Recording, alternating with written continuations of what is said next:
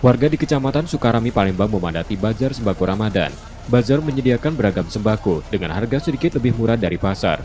Seperti daging sapi yang dibanderol Rp125.000 per kilogram, lalu daging kerbau Rp80.000 per kilogram, kemudian minyak goreng Rp15.000 per kilogram, gula pasir Rp13.500 per kilogram, serta beras Rp55.000 per 5 kilogramnya.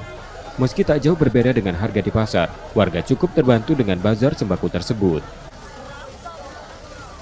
Apa nama Bu? Kacang. Bu Siti. Bu Siti. Bu Siti senang nggak Bu ada bazar ini Bu? Kenapa senangnya Bu? Bisa bantu harga kan di luar agak naik gitu. Mana, Bu? Murah sedikit. Kayak minyak itu kan 1.000. Kalau daging itu mungkin di luar nggak tahu, mungkin jauh. Kalau di sini kan dekat. Oh senang lah pasti. Bazar kan berarti harganya murah. Bazar digelar Pemkot Palembang di seluruh kecamatan hingga 3 hari jelang Hari Raya Idul Fitri. Nur Muhammad, Kompas TV, Palembang, Sumatera Selatan.